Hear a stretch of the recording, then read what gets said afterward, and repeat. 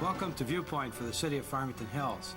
I'm Bill Costick, City Manager, one of the regular co-hosts, and today with me is a special guest co-host, former Mayor of the City, member of the City Council for a long time, Ben Marks. Ben, welcome. Thank you. Nice to be here. We today are going to talk about the whole issue of intergovernmental relations and how important it is for our city to relate to other organizations, both at the state level and the national level, and to talk about the different affiliations that we have and how we as individuals, I as a city manager, some of my staff members, or elected officials such as Councilmember Marks, what opportunities and responsibilities are available to us so that we can represent the best interests of our city and also learn about what's going on in other cities and participate in the legislative process insofar as making laws or regulations that affect us as we operate our city government and how they impact you as citizens. I know that let's start at the upper level, Ben, at the federal level. And at both the state and federal levels, we belong as a city to two organizations. In Michigan, it's called the Michigan Municipal League. We are very active members of that league. It's a league of cities, and almost every city in the state, in fact, I think every city in the state is a member. And then the National League of Cities. And among our elected officials, Ben Marks is serving as a committee member of a national committee and has been very active and an active participant with the National League of Cities. And Ben, would you care to explain to the audience what committee you're on and what role you serve? Sure, I'd be happy to. I was recently appointed to the steering committee of the National League of Cities Environmental, Energy, and Natural Resource Committee. Previously, I served on the policy committee, but it's interesting to know that I'm the first council member from Farmington Hills that has ever been appointed to the steering committee, which is the top committee in that division of concern. It's important that we in Farmington Hills have a representative there because it's an opportunity to get the information firsthand before it even reaches the newspapers. We are working very, very closely with our state and with our municipalities, and I myself use the Michigan Municipal League and their staff, along with our staff here in Farmington Hills, on the areas that we have a great concern in, and I carry that message to the committees in Washington. Well, the committee you're on, Ben, perhaps it would be helpful if you could describe some of the concerns, the issues that your committee discusses and you're dealing with right now at the national level. Be happy to. On the natural resources, you know, this probably, Bill, is one of the major problems that face this country, along with the drug problem.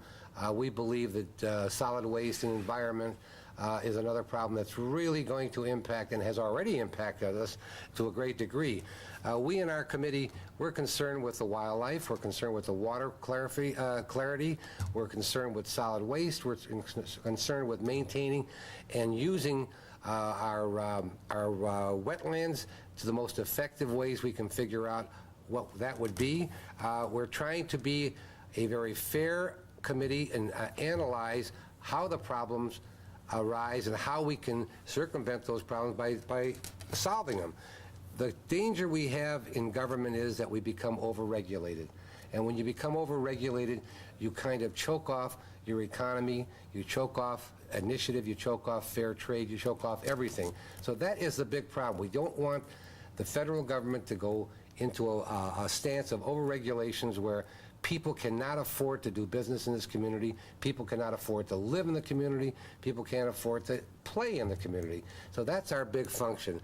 And I'm on a committee with 32 other members, elected officials from all across the country, and it's very heartwarming to find that these people are so attuned and so concerned about this problem that they're willing to give up their time, and much of it has to be from their own pocket also, that they go to these meetings and they put their input on into the problems, and we come out with some sort of a program where we are going to provide the people of America with a place to live sanely, safely, and enjoyably. Well, I think the thrust, Ben, and that's very good, your comments, the thrust of your involvement at the national level, and here we're talking about the National League of Cities, and this is a coming together of, I think, some 1,400 of the largest cities in the country, and as federal legislation, as you mentioned, is developed, the important reason that cities like Farmington Hills, or Farmington for that matter, have to be involved is because they need that perspective of how that regulation is going to come back home and actually be implemented, and what costs are going to be there. How are people going to pay for the bill for these things? It's one thing for people in Washington to legislate and develop programs, but we're the ones that have to carry those programs out. You know, I have an aside to that. We just came back from Washington several weeks ago. We were testifying in front of a Senate hearing committee on lead in water. And the federal governments have already have in place the regulations where cities by the year 2005 have to remove the lead from the water down to 20%, I believe it is. They're allowed 50 particles, now they want it down to 15, I'm sorry. Now that doesn't make a lot of difference to most of us people because we don't understand that, and I didn't understand it until I heard it. And after listening to the dissertation by the staff member of the senator who was proposing this bill, my question to him was, why are we doing it? And his answer was, they have found, and I don't know who they are, that the lead content in the water that is presently there is stunting the academic growth of our children because of that content. Now, if anybody in the audience could understand that, I'd like to know it, because I couldn't understand it, and I asked the question. I said, what do you mean by that? Are you telling me that because there's lead in the water, we're not getting the geniuses we should be getting? Who ascertained that? Well, went through a great big litany, and I asked them for their, and I still haven't gotten it, by the way, I asked them for their survey, and I'm anxious to see where they got the survey from. Did they survey the urban children, the rural children, or the suburban children? We don't know that. Although I do know that Birmingham has had has lead pipe, which transfers the lead into the water for the last 60 years. I mean, 80 or 90% of their homes have lead pipe. We in Farmington Hills, up until 1948, we had lead solder being used, and we've probably got about 60% of our houses that are affected by it. What they're trying to do is make everybody aware of the problem, and they want the cities to change the lead piping, to remove the lead soldering, which means about $500 or $600 a house.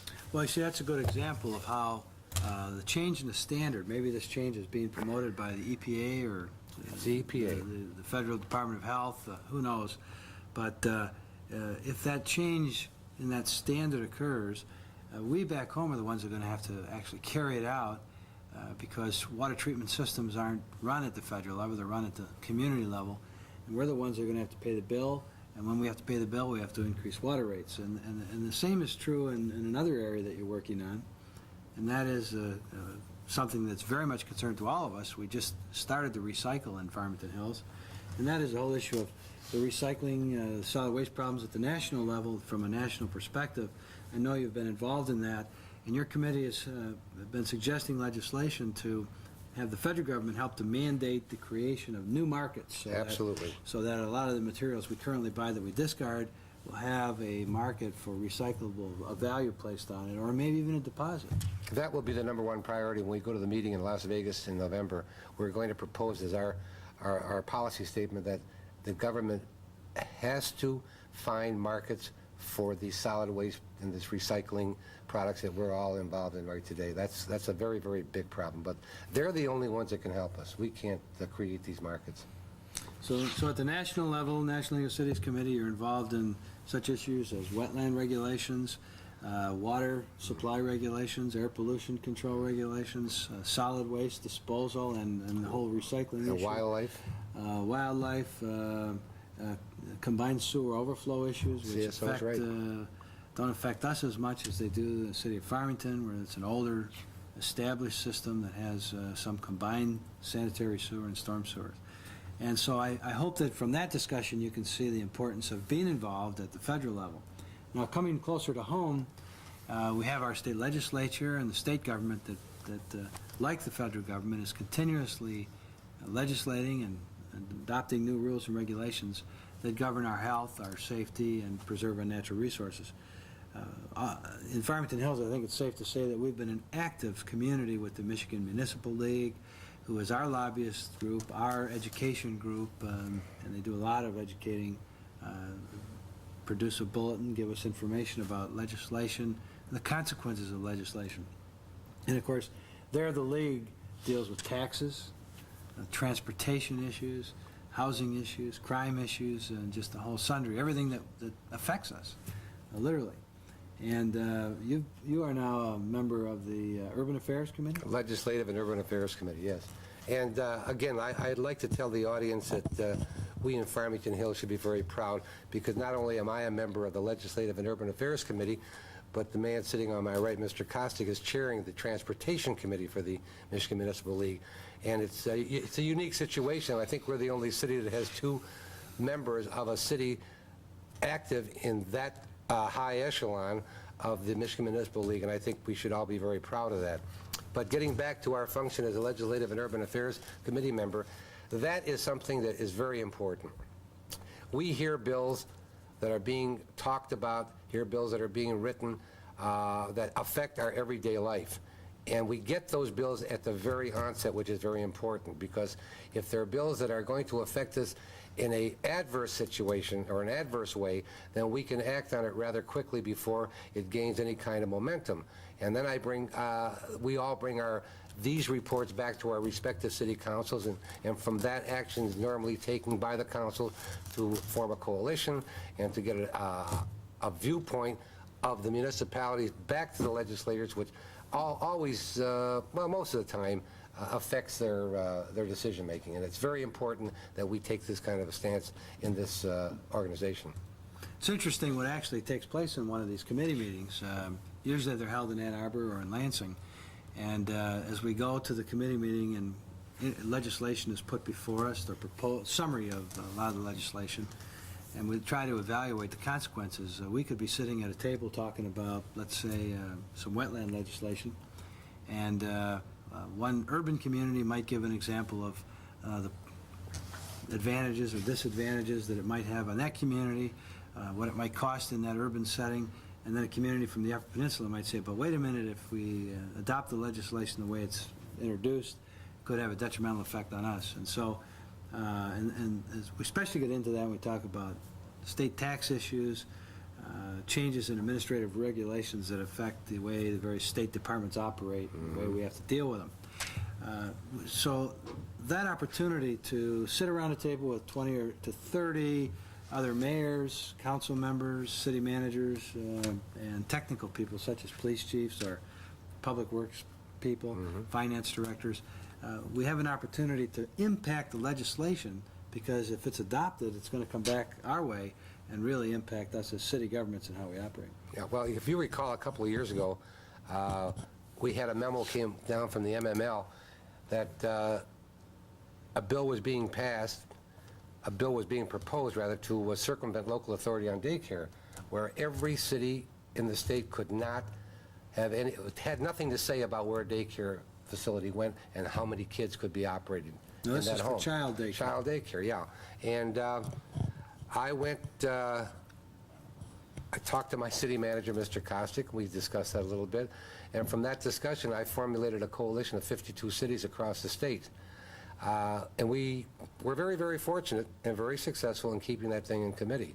Unfortunately, the person who proposed that bill was our own senator, which I was very upset about. But as to this day, we do not have that bill on the board. Local municipalities still have authority of designing where and what kind of daycare homes are going to be put in their community, which is as it should be. And it's just a shining example of the thing that's so important is that you do care and you do take part in this organization. Somebody has to do it, somebody should do it, and I'm glad Bill and I are part of that.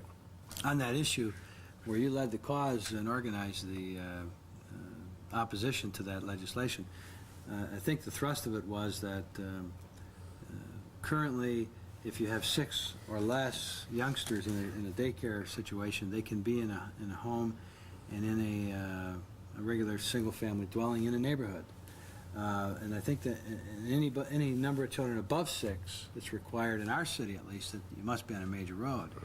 Well, under that legislation, that would have removed from our authority those kind of regulations, so that conceivably people that had any size daycare facility, 12 children or 18 children, they could have operated in a single-family home. That's right. And that would have been a detriment, at least as viewed by many. Well, we're here talking about intergovernmental relations, and we'll be right back after this break and continue this discussion.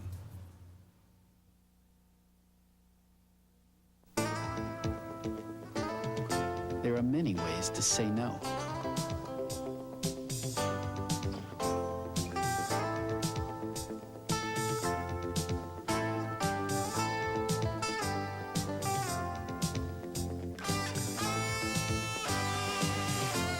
When it comes to drugs, know enough to say no. A public service announcement sponsored by the International Council of Shopping Centers.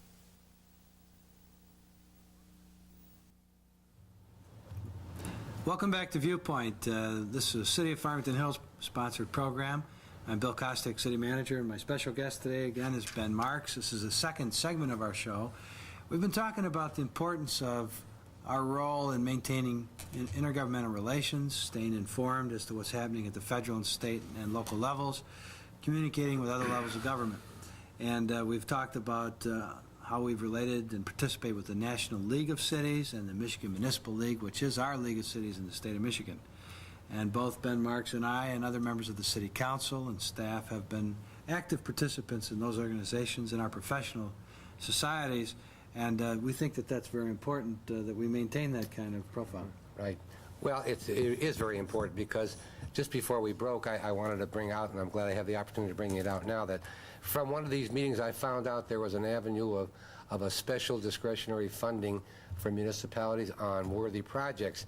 I picked this up at a special meeting that I was able to attend. Of the National League of Cities? National League of Cities, and with council permission I was able to attend this meeting. And just to sum it up, Bill, as you recall, it took a year to put it together, and it's a year for us to get our check, but we wound up with a $370,000 grant from the HUD discretionary funds, and with that money, I believe you did some big improvements in the Regal Orchard subdivision. I think you paved some roads and put some storm sewer in, is that right?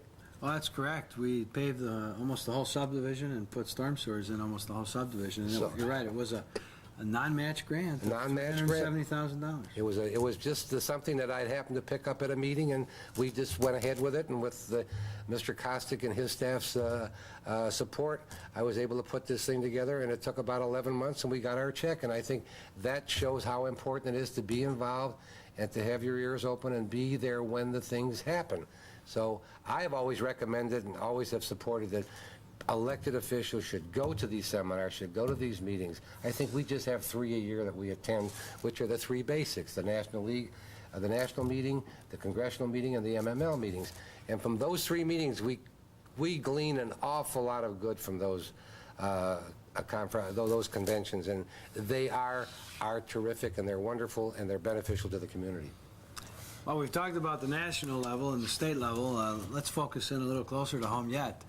And another layer of government is what we would call regional levels or metropolitan levels of government. And we're active in 2 levels, with 2 agencies, the Rouge River Watershed Council, and we are part of the Rouge River Network, and then an agency that is even more significant, perhaps in that its role is more far-reaching, is SEMCOG, the Southeast Michigan Council of Governments, which I'm sure you've heard of.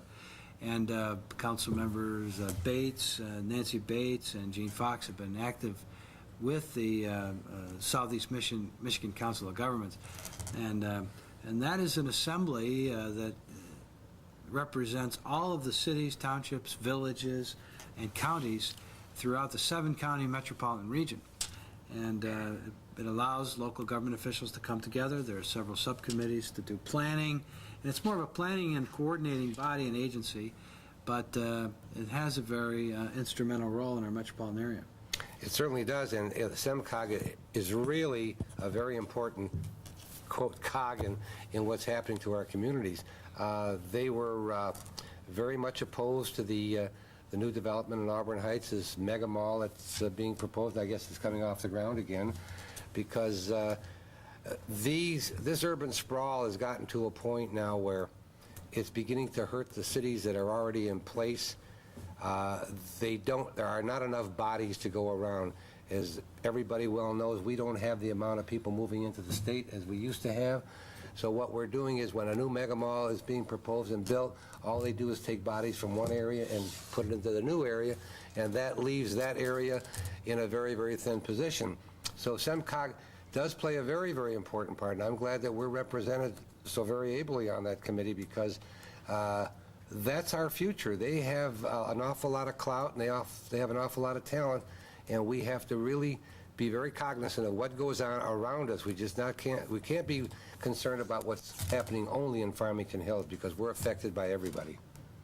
Seems somewhat hypocritical to talk about the adverse effects of sprawl, and SEMCOG is getting very involved in this issue now, and I'm very hopeful that in the next year or two we're going to see more coordination take place between the governments so that we somehow get control of the sprawl. I think that as we became a suburban, or we saw the trends towards suburbanization occur, that the early suburbs were able to cope with it, and I don't think the cost of public improvements, relatively speaking, were as costly 20, 30 years ago as they are today. And we are experiencing tremendous challenges in trying to meet the infrastructure needs of our growing community.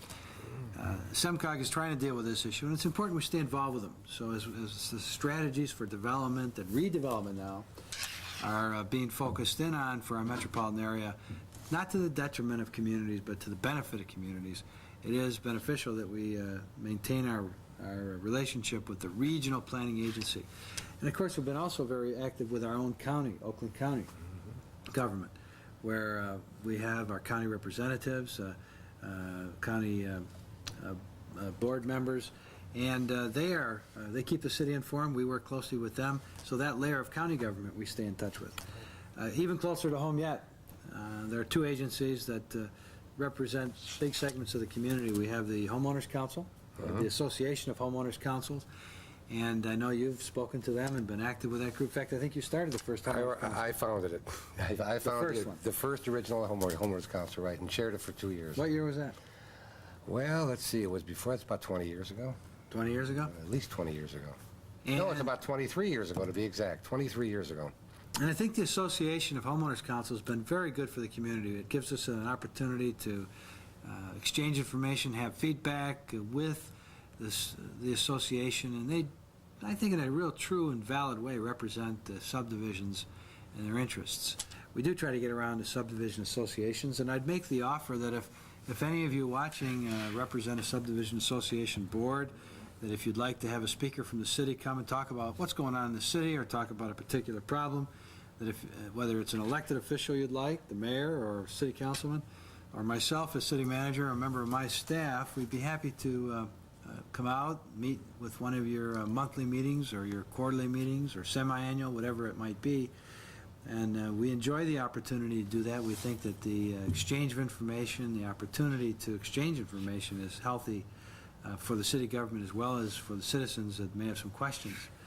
A second organization, Ben, that I know you've been active with is our Chamber of Commerce.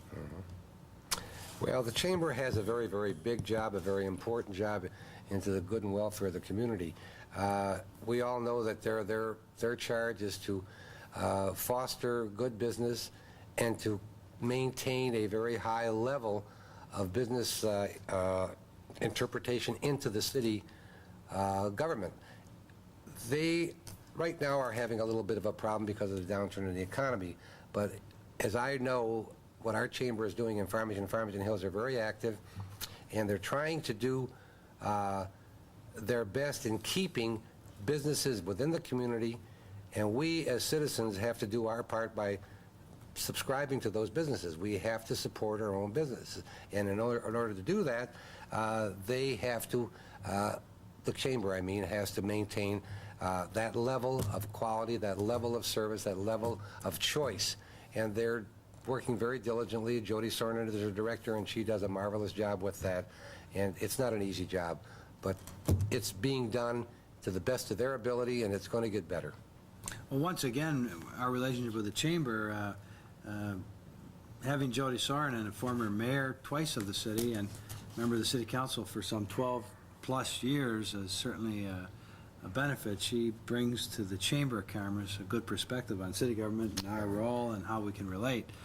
But the business community makes up a substantial part of our city, and this is the forum to bring industry and commerce, retailers, and many of the development community, the office building owners and so forth, together and to have representation. And we meet frequently with the Chamber on issues, the Industrial Park Association, and in fact, quite often we try to form an alliance with the business community.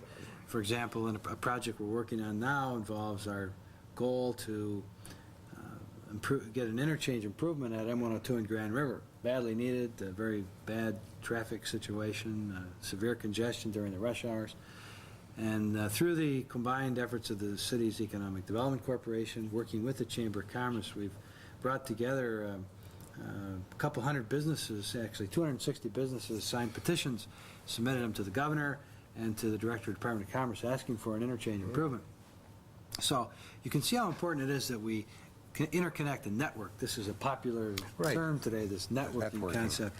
But it is important that the city government network with citizens, with subdivision associations, with neighborhood groups, with our federal, state, regional levels of government. And government has to be sensitive to the needs of all kinds of people, all facets of our economy.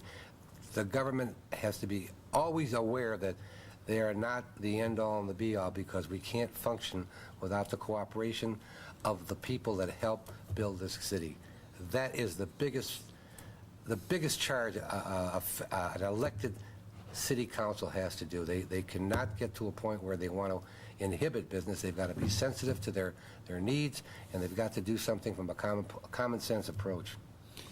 Well, you're right, Ben, and as we try to run the city like a business in this fast-changing world of ours with computers and high-tech, new innovations constantly barraging us all in whatever business we're in or whatever hobbies we have, the city government faces the same issues, and we're faced with the same technological changes, and being involved with these organizations that we've talked about today helps keep us better informed, educated, up to date, and it gives us an opportunity to participate.